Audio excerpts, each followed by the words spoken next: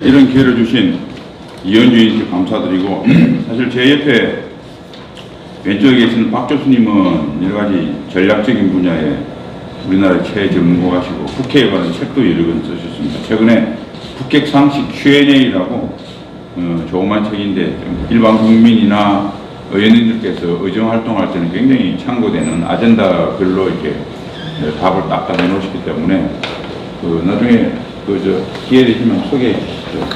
네. 이현주 의원님도 그럼 저는 좀 받았습니다. 좀 사셔서 예.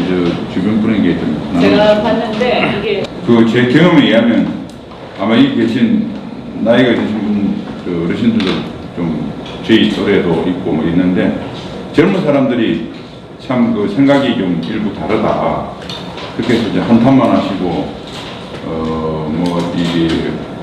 분노를 표출하시고 또 야외 집회에 나가시고 하는 것도 좋지만 당장 주변에 있는 아들이나 조카로부터 저게 10,000원 정도 하거든요. 1,500원인가 정도 하는데 만원. 거기에 지원금 내는 것도 중요하지만 차라리 주변 아이들한테 너 요거 한번 읽어보고 삼촌하고 대화하자.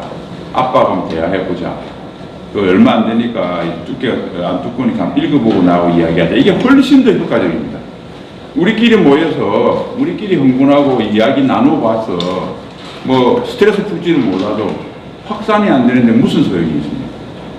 그래서 좀 더 좌파들한테 엉터리 이야기를 가지고 세뇌당하 있는 아이들한테 그 뇌를 깨끗하게 하려면 비분강경만 할 게 아니라 아이들한테 해독주를 줘야 되는데 해독제를 어차피 다시 북핵이 가장 큰 이슈로 떠오르고 있기 때문에 상당 기간 요거는 우리 자식들의 미래를 위해서도 한 권씩 주면 좋을 것 같습니다. 제가 두꺼운 책 같으면 권하지 않는데 이것은 아주 이야기 쉽게 되어 있고요. 그 다음에 오른쪽 이제 유영은 우리 정말 아직 대기자는 아닌데 거의 대기자 수준의 우리 유영은 논설위원님하고 양옥 박사님 이렇게 계시는데 이분들이 사실은 이 테크놀로지에 대해서는 훨씬 저보다 몇백 배 정확해요. 제가 상당히 부담 가던데 이현주 TV에 나와서 방송하면 잘못한 죄로 제가 발제를 맡게 돼 있어가지고 이 세 분들한테 상당히 좀 이 세 분이 없었으면 마음껏 여기서 약간 블러핑도 할 텐데 그렇게 하지도 못하고 하여튼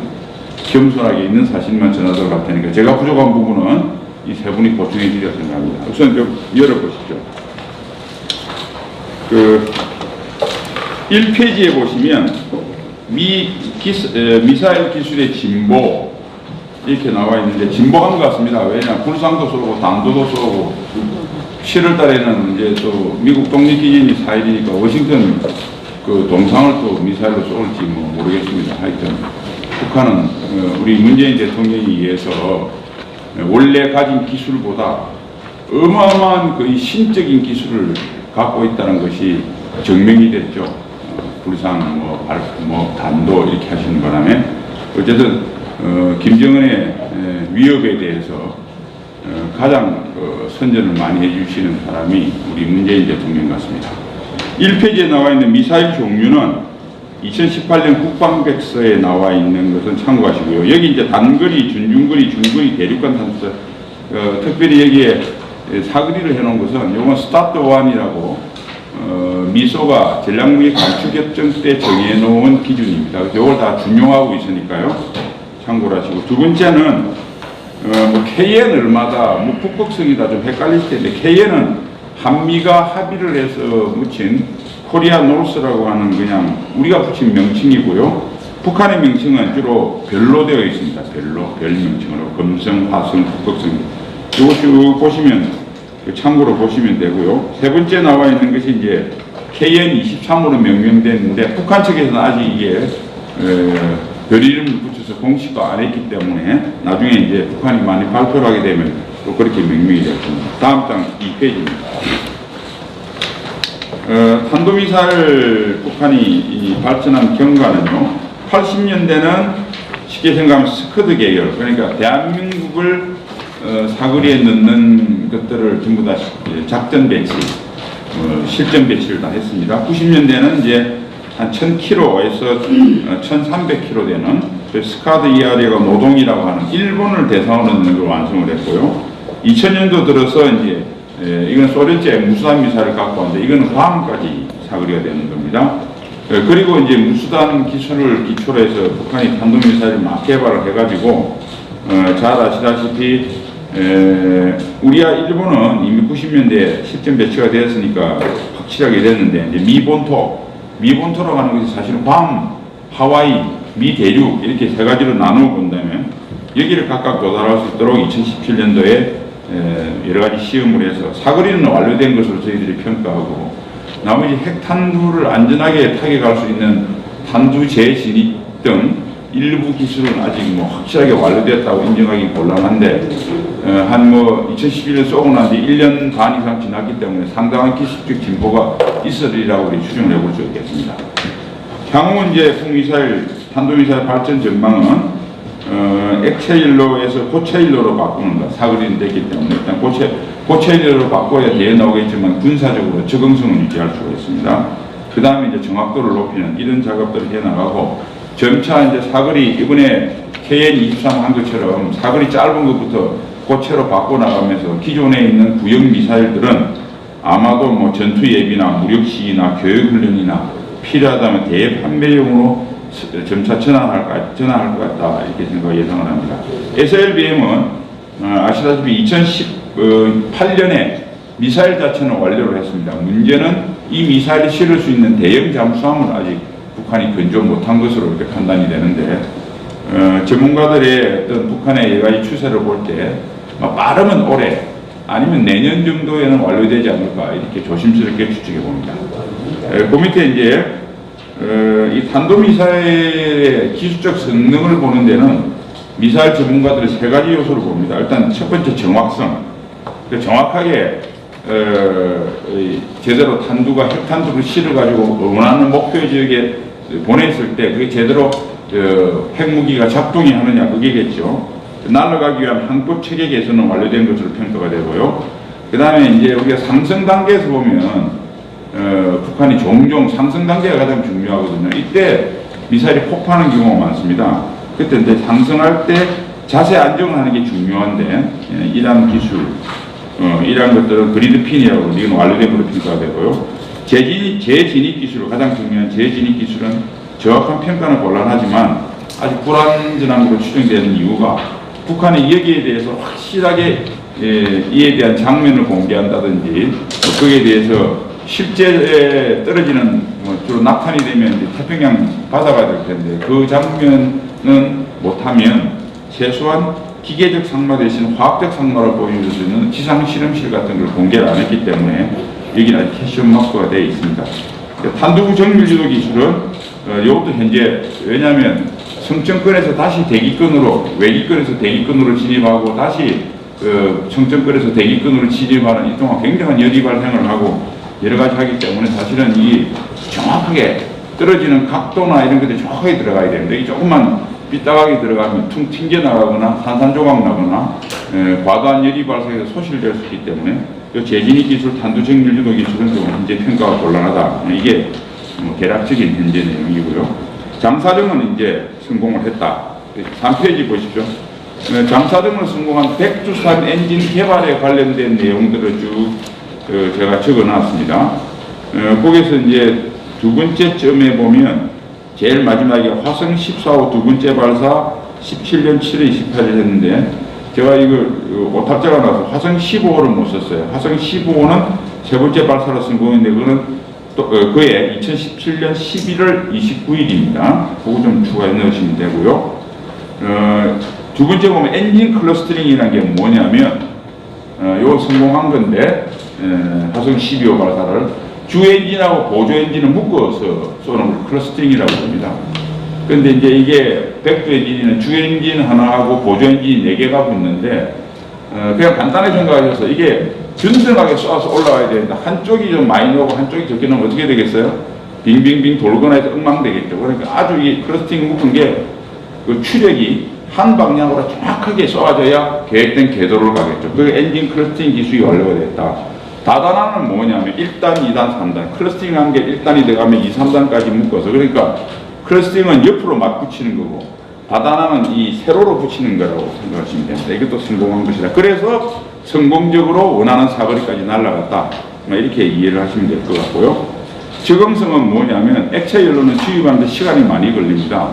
그 다음에 그 앞에 잠깐 제가 제일 위에 점에 보면 적연질산 UDMH라는 두 가지 액체 연료를 북한이 이때까지 액체 연료를 썼는데 이건 독성이 강하고 한번 넣으면 쏘지 않고 빼야 됩니다.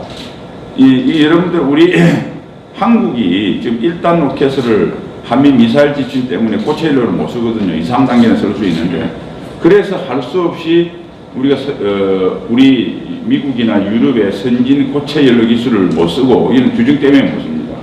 그래서 할 수 없이 러시아에서 액체 연료를 나로가 쓰기 때문에 넣었다 뺐다 실패했다 이렇게 불안정한 게 많았던 겁니다. 그래서 만일 한미 미사일 지침에 이것이 개정되어 있으면 우리도 일본처럼 1단부터 고체를 써서 고체를 써야 이 ICBM도 효과가 있는 거거든요. 했을 텐데 안타까운 점입니다. 자원 그 문제입니다. 이것을 북한은 잘 아시겠지만 러시아 이런데 소련으로부터 기술을 도입한 거기 때문에 액체 연료 미사일이 기본입니다. 이것을 이제 점차 개조해 나가고 있다. 고체 기간 적용이 이제 북극성 계열의 SLBM은 액체 연료를 잠수함에서 쏘기 때문에 다시 잠수함에서 취입하기가 굉장히 위험하기 때문에 다 고체 연료를 대부분 씁니다. 그러니까 북극성 1형으로 SLBM을 쏴서 고체를 쏘았고 북극성 1형을 지상에 뽑아가지고 2018년 초에 또 쏘았기 때문에 2017년 초죠. 2017년 초에 또 쏘았기 때문에 이게 지대함 미사일을 쏘았는데 이게 고체. 그리고 이번에 보여있는 KN-23이 고체. 그래서 점차적으로 처음에는 SLBM을 뜯어서 지상에서 함정을 공개하면 지대함.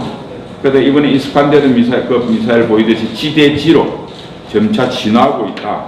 이렇게 보시면 되고 가장 고체 연료의 출발이 됐던 가장 먼저 북한이 고체로 보였던 SLBM의 경우에는 대략적으로 잠수함은 소련의 잠수함을 역설계한 것으로 추정이 되고 SLBM은 중국이 완료를 해서 파키스탄, 이란으로 수출한 것을 북으로 유입한 것으로 이렇게 추정을 하는데 뭐 직접 올 수도 있고요. 그래서 사실은 우리 예상하는 것보다 굉장히 놀라운 속도로 SLBM을 이게 2016년도 성공했습니다. 그 다음에 콜드 런칭 방식이나 이런 모든 걸 볼 때 중국이 개발한 과정과 거의 유사하기 때문에 그래서 이제 중국 쪽으로 SLBM 기술은 왔지 않겠느냐라고 전문가들이 조심스럽게 이렇게 판단하고 있습니다.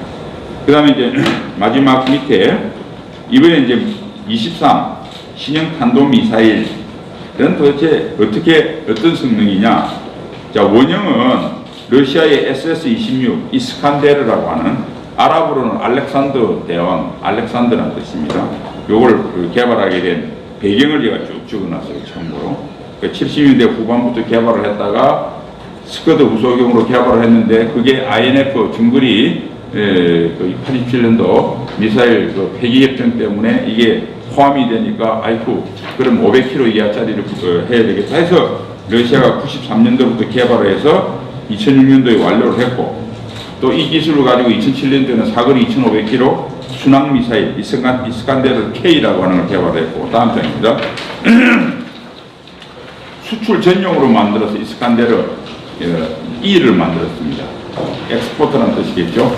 그러니까 기존 M은 러시아는 416km라고 INF 500km 이상 못 만드니까 그렇게 이야기했지만 서방은 한 7 내지 800km로 추정하고 있습니다. 이걸 이제 수출을 하려고 그러니까 수출은 잘 아시겠지만 러시아도 MTCR에 가입했기 때문에 MTCR은 300km 이상을 수출을 못하게 되어 있습니다. 단두중량 500km하고. 그러니까 그 땅 밑에 있는 280km를 개발했다.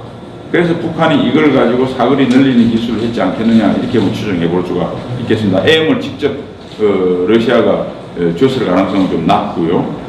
그 다음에 이제 이번에 쏜 북한판 이스칸데르 23의 특징은 뭐냐면 앙규베 국방위원장이 사거리가 짧아도 탄도가 아니라고 하는 시대의 엉터리 소리를 했는데 그거는 말도 안 되는 소리고요. 사거리를 가지고 탄두 순항으로 구분하지는 않고 또 사거리는 엔진의 여러 가지 추력이나 이기 때문에 얼마든지 조절이 가능합니다. 근데 문제는 이제 이 KN-23의 발사의 한 형상이라든지 사거리라든지 비행 고도라든지 이런 걸 볼 때는 이거는 뭐 단거리 탄도미사일이 확실하고요. 이건 전 세계가 공인하고 이 과학적 사실을 외면하는 것은 문재인 정부밖에 없습니다. 전 지구상에서 그렇게 보시면 되고요. 고체일로를 사용하기 때문에 발사전 파괴가 킬체인이 어렵죠. 왜냐하면 스카드 같은 경우는 노동 같은 경우는 3, 40분의 연료주입 시간이 필요한데 이게 필요 없기 때문에 상당히 우리가 발견하고 사전에 지상에 있는 것을 공격하기에는 그만큼 시간이 쫓기게 되는 겁니다.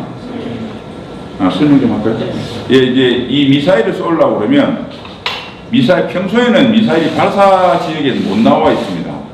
발사 지역은 어떻게 했습니까? 미사일이 이렇게 하늘로 올라가니까 노출된 야외가 되겠죠. 동굴에서는 못 쏠 거 아닙니까? 쏘았다 자기가 죽으니까.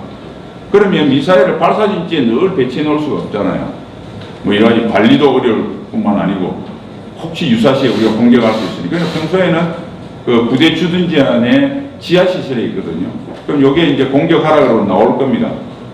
그럼 이제 나와서 부대를 나와서 사격 진지로 갈 거 아닙니까? 그 지역마다 다 틀린데 북한에 한 9개 이런 쏠 수 있는 우리가 그 큰 바운데리를 정해서 이것을 탄도탄 작전구역 비모아라고 하는데 북한에 한 9군데가 있습니다. 그 9군데가 전부 산악이고 아주 지형이 안 좋아요. 그러니까 그 부대에서라도 사격 진지를 가는데 큰 장축차가 북한의 도로 사정을 고려하면 많이 걸리는 곳은 한 30분 걸리고요. 최소한 10분 이상 걸립니다. 그래도 길이 좋고 길에 뭐 비가 와가지고 도로가 비포장 도로가 파이고 이런 일이 없이 그럼 그거 평균 잡아서 한 20분 잡읍시다.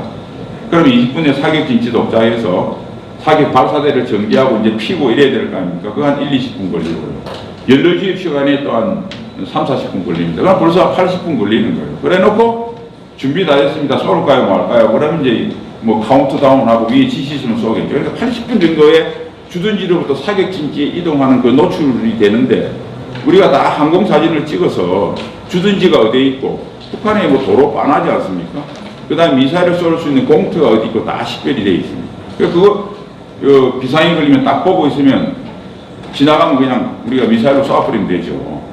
그런데 이제 고체일로는 뭐냐면 그냥 주둔지에 나와서 아까 연료 주입 시간은 필요 없고 한 40분 만에 쏠 수 있다는 겁니다. 3, 40분 만에. 그러니까 과거보다 우리가 발견해서 쏠 수 있는 그 시간이, 가용 시간이 2분질로 줄어든 거죠. 그죠? 불가능한 게 아니고 훨씬 어려워졌다. 이게 가장 정확한 평가입니다. 그 다음에 이게 정말 정확하게 들어가느냐. 요새는 탄도미사일도 전부 다 사실은 탄도미사일은, 핵탄도미사일은 그렇게 정확할 필요는 없어요. 지역 표적, 큰 지역에 대해서 대규모 피해를 주기 때문에. 그러더라도 정확해야 되겠죠. 서울을 쏘고 싶은데 저 양평으로 날아가면 안 되지 않습니까? 그 정도 범위인데 이번에 북한을 보니까 아주 정확하게 성명중을 했다. 이 말은 뭐냐면 핵탄두를 실어서 그냥 큰 지역을 파괴할 수도 있고 재래식 그 특수탄도를 가지고 예를 들면 한국의 국방부 시설이라든지 어디라든지 이렇게 정확한 전표적도 타격할 수 있는 능력을 가졌으니까 과거에 정확하지 않을 때는 재래식 탄두를 실어가지고 군사적으로 효과가 없습니다. 반악산을 때려야 되는데 저기 떨어서 뭐 한강으로 떨어지면 의미가 없잖아요. 근데 이거는 뭐냐면 핵이나 재래식 특히 화학탄두를 실었어도 군사적으로 충분한 유용한 결과를 낼 수 있는 그런 그 능력을 가졌다. 이렇게 이해를 하시면 되고요.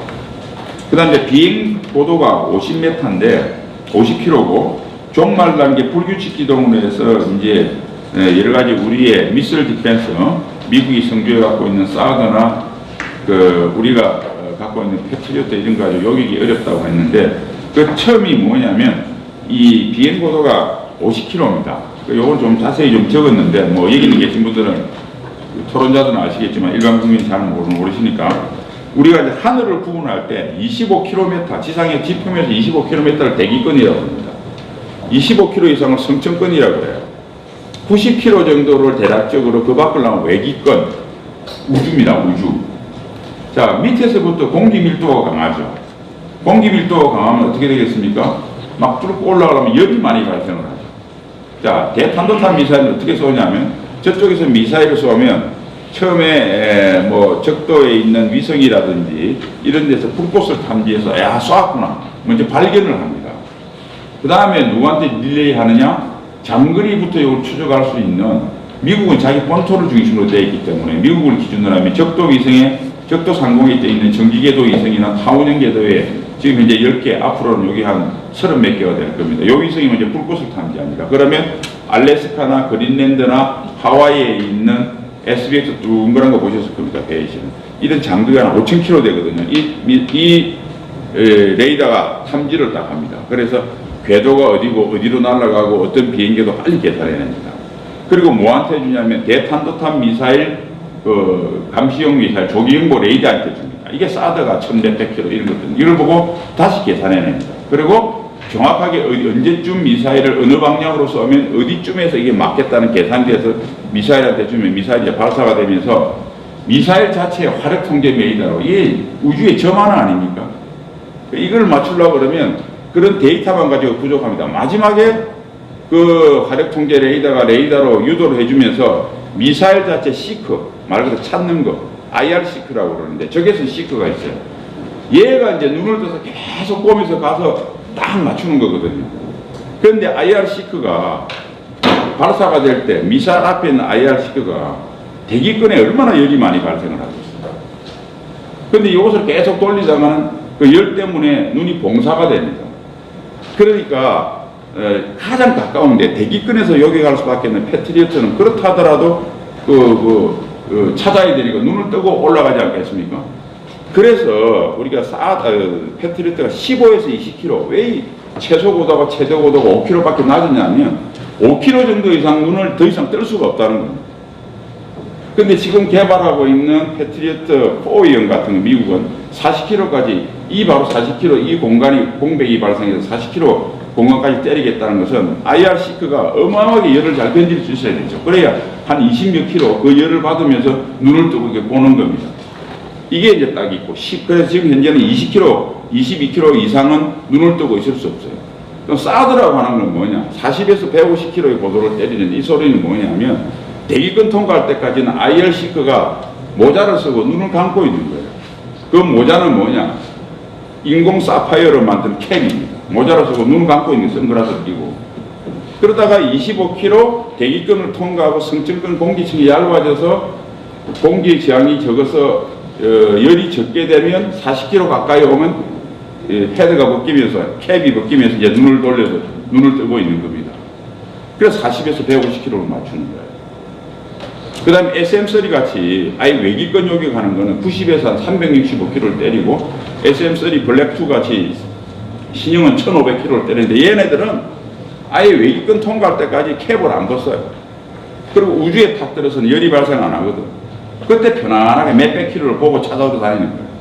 자, 4내지 50km 비행은 바로 이 패트리어트, 대기권하고 승천권 사이에 있어서 시크가 눈을 뜰 수 없는 그 교묘한 위치로 날아간다는 소리입니다. 그러니까 일단은 우리가 현존하고 있는 대탄도탄 미사일 IR 시크가 마지막 때리기 위해서 이 찾아로 다니는 공간입니다. 그러니까 테니스 칠 때 두 사람이 딱 사이로 딱 뚫고 들어오는 거죠. 그리고 마지막 종말 단계에서 뭐 그렇게 하더라도 중간 단계 요격에는 그 높은 고도에서 못 하더라도 22km 내려와서 패트리어트가 그나마 소음이 되잖아요. 근데 그것도 미리 알 수가 없으니까 굉장히 어렵죠. 어쨌든 기회는 되는데 그때 변칙 기동을 해버리는 거예요. 그러니까 패트리어트도 악 하는 거죠. 사드는 캡 벗으려고 해서 찾으려고 할 때 휙 지나가 버리고. 그래서 이렇게 돌아있다. 이거는 기술적으로 좀 길게 설명을 드렸습니다. 왜냐하면 이걸 가지고 국방부서 기존 40km, 50km 뭐가 있고 뭐가 이런 자꾸 햇소리를 하기 때문에 기술적으로 제가 좀 기술 잘 몰라서 이거는 제가 잘 아는 ADD 출신의 미사일 전문가 수명한테 자세히 이야기를 들었다고 알려드리니까 제가 인문사회학계 통이라 제가 공학을 잘 모르는 사람이 떠들어서 신뢰도가 없다고 생각하지 마시고, 제 이야기 아니고 ADD 출신의 미사일 기술자, 현직은 아니고요. 개발에 참여했던 분들한테 자세히 이야기 들은 겁니다. 자, 이 정도 하고 국방 패러다임은 쭉 보시면 첫 번째는 김정은 핵부기 전략기획 결단이 거짓말이 완전히 드러났다. 그렇다면 문재인 정부는 판문점 평양선언은 백지화해야 되는 것이 당연한 논리인데 그거는 정치적 의미입니다. 두 번째 군사적으로 9.19 남북 군사합의는 당연히 말 그대로 역사적인 판문점선을 위한 뭐 남북 군사 분야 합의서니까 당연히 없어져야 되지만 그건 명분과 논리적인 이야기고요. 실질적인 의미에서 이번에 보셨겠지만은 이러한 미사일을 고도반도 일대에서 쏘거나 하면 적어도 사전에 장비가 전개한다든지 또는 뭐 김정은이가 또 현장 지도하면 여러 가지 징후가 있어 최소한 1 내지 2주 아무리 그래도 2 내지 3주 정도의 사전 전개했을 텐데 우리가 정찰 감시를 과거처럼 정확하게 할 수 있었으면 이걸 볼 수 있었을 텐데 이번에 전혀 못 봤습니다. 전혀 못 보니까 문재인 대통령이 하루 전날 군사합의를 성실히 이행하고 어쩌고저쩌고 하는 군수내부한테 헛소리를 찌끄리게 만들게 된 경우가 됐죠. 문재인이 만약 이거 알았으면 이런 헛소리를 안 했을 겁니다. 그러니까 문재인 대통령이 헛소리, 그 다음날 국방부 및 정부가 뭐 발사체 미사일로 했다고 발사체 바꾼 거라든지 그 다음에 뭐 군사대입제사 강화부터 NSC부터 한미연합 무슨 상설 MC부터 한 게 과거에는 단골 메뉴로 하던 메뉴일이 전혀 적용이 안 됐거든요. 그러면서 당황한 거로 봐서 이것을 사전에 못 본 것이 확실하다. 그거는 지금 못 볼 수 있는 형편밖에 안 됐습니다. 왜냐하면 우리 한국이 갖고 있는 정찰기들이 전혀 비행금지구역 때문에 지금 제대로 된 감시 활동을 못 하거든요. 이런 활동은 여러분들 또 국방부 사는 거짓말, 정부 사는 거짓말을 믿으면 안 되는 게 이거 영상 장비는 안 되더라도 신호, 즉 감청이나 인간 정보로 할 수 있다고 하는 해비한 소리를 하는데 그건 순 거짓말입니다. 이런 군사 정보는 눈으로 봐야 됩니다. 찍어야 됩니다. 귀로 듣는 것은 부정확하고 대략적으로 북한이 이런 짓을 하려고 하는구나라는 추정은 할 수 있고 할 수는 있습니다만 정확한 군사 정보나 도발 정보는 통신 정보를 할 수가 없어요. 그리고 통신 정보는 얼마든지 허위로 보냅니다. 북한이 이런 거 하는데 우리 다 들으라고 듣는 거 뻔히 알면서 온 동네 광고하면서 일로 미사일 사진이 전개했겠어요? 아니거든요. 뭐 우리가 아는 통신 침묵이 있을 겁니다. 그리고 다른 지역에서 다른 활동하는 것처럼 또 모임에서 호도에 모여가지고 우리 뭐 원산 지역에 모여서 축구하는 것처럼 다 허위 정보를 보내거든요. 그러니까 그런 정보가 이상한 통신 계통에 있으면 1차 이것을 정확한 정보로 만들기 위해서 들어가서 사진을 찍어야 됩니다. 이 사진을 전혀 못 찍기 때문에 통신가 이걸 한다는 거짓말이고요. 한국은 지금 북한을 볼 수 있는 영상 장비가 하나도 없다고 생각합니다. 있는데 하나도 작동을 못합니다. 제로입니다. 그런데 미국은 하겠죠. 위성도 있고 유투라고 하나 아니 보고도. 그래서 세 번째입니다. 미국은 안 볼 리가 없었어요. 다음 장 4페이지입니다. 왜 안 보려고? 결정적인 증거가 두 가지예요. 하노이 회담이 끝나고 트럼프 대통령이 나오면서 그 말 했지 않습니까? 북한이 이 핵미사일 시험 안 하기로 약속했다. 그 얼마나 자기가 자랑했습니까? 그러면 그걸 딱 들은 미 국방부 장관은 야 북한 미사일 동향에 대해서는 제1번 우선순위로 니들이 감시해 이렇게 했습니다.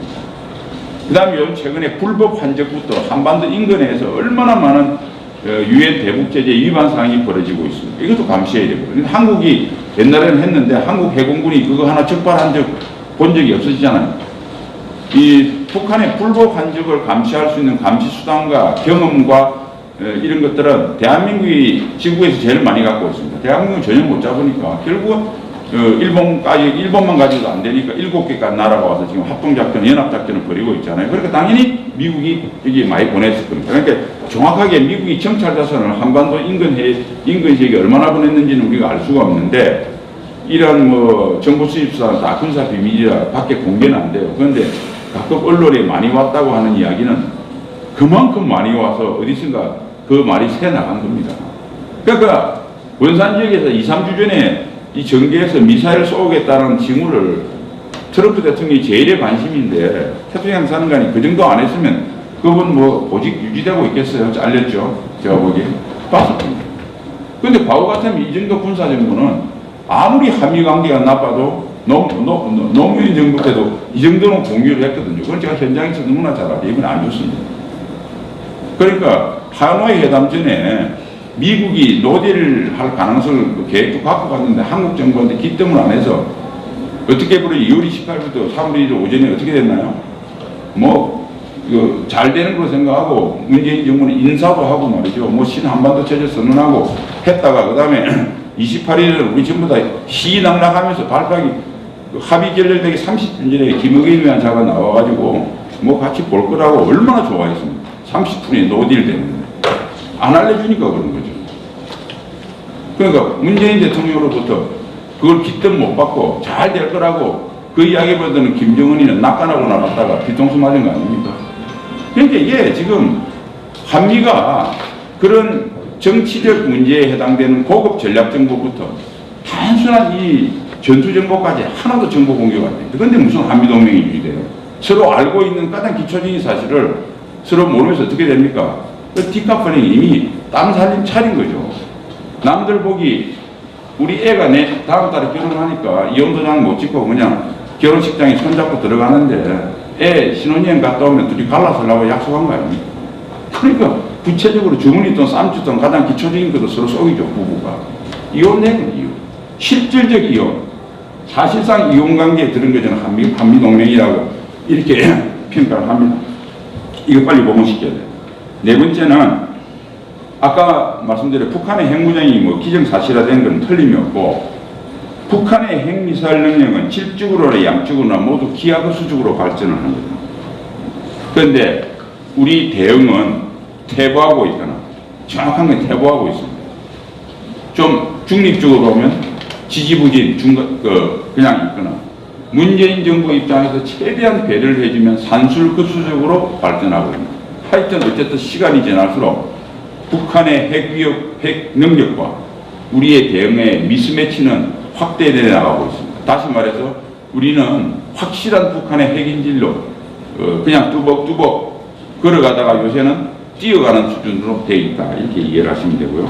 그래서 그런데 이제 전작권은 또 전환하겠다고 또 이건 또 서둘러요. 그래서 오늘 조선 칼럼을 작년도에는 남북 군사합의 우리 한국에 해당되는 능력을 가지고 다뤘다면 이제는 연합훈련 중단도 올해 공식화되고 전작권 전환도 올 8월 달에 전환 조건은 악화됐는데 보나마나 됐다 치고 하겠죠. 됐습니다. 이대로 가면 발표할 겁니다. 한번 이렇게 놓으면 이제 첫 단추를 이렇게 끼워놓으면 내년부터 되돌리기 어렵거든요. 그리고 생각해 보시면 한국이 그냥 됐다고 우리 알아서 할 테니까 그냥 너 좀 찬성해달라 그러면 미국이 노 못합니다. 9.19 군사합의 뭐 우리 보수 쪽에서는 뭐 에이브람스가 청문회에 반대했다 다 그 거짓말이고요. 그 미국 다 만나봐도 잘됐다 지지한다고 합니다. 왜냐면 그런 소리를 하면 그 한국하고 외교적 갈등이 있는 소리를 주둔군 사령관이나 주미대사가 하면 그 사람 바로 한국 대사가 하면 해리스 대사가 하면 바로 공송환입니다. 그러니까 미국 대통령이 외교적 갈등을 각오하고 있는 사대로 밝혀라는 지침이 없으면 미국 누구도 책임있는 이야기는 아니고 기대하지 마십시오. 그 다음 이런 요구 왔을 때 미국은 보나마나 한국하고 갈등을 노정시키고 한국이 하겠다는데 그 준비 안 됐다고 이렇게 이야기할 가능성은 그 이전에 제로라고 합니다. 잘 됐다고.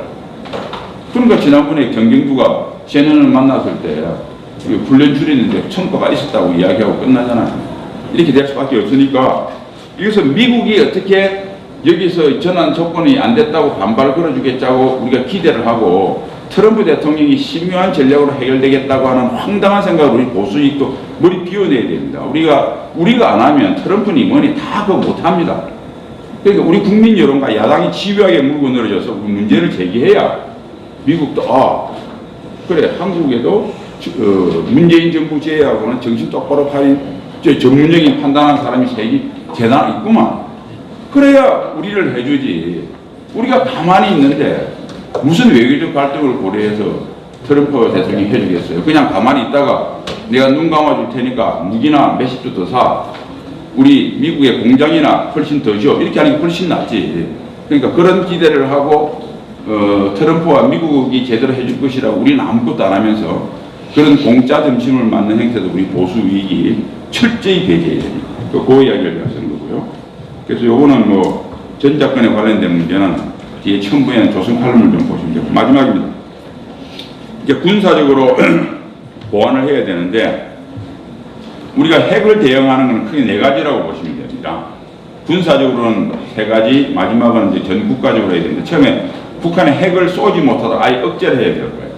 이것은 우리가 강력한 보복력을 가지면 공포의 균형에 의해서 억제가 되겠죠. 군사적 수단이 주수단이고 이걸 보조하는 수단이 외교적 수단, 경제적 수단, 심리적 수단, 이게 다양한 군사적 수단 외에 비군사적 수단을 가지고 일단 북한이 도발을 못하도록 억제하는 게 첫 번째입니다. 두 번째, 억제가 실패해서 얘가 핵미사일을 쏘겠다 그러면 발사기인이 지상에서 경멸하는 것. 아까 말씀드린 킬체, 이게 두 번째입니다. 세 번째가 지상에서 경멸을 못해서 쏴버렸다. 그러면 공중에서 요격해서 지상에 떨어지기 전에 파괴하는 겁니다. 이게 이제 MD, 미술 디펜스, 볼리틱 미술 디펜스가 정확한 용어입니다. 탄도탄 미사일 방어. 요거를 하게 돼 있고, 네 번째, 그럼에도 불구하고 많이 떨어졌다. 그럼 민방위죠. 피해를 최소화시키고 빨리 복구하는 것. 이 네 단계가 이루어져 있는데, 자, 두 번째, 세 번째, 킬체인하고 KMD가 전혀 안 됩니다. 전혀 효용성이 떨어졌습니다.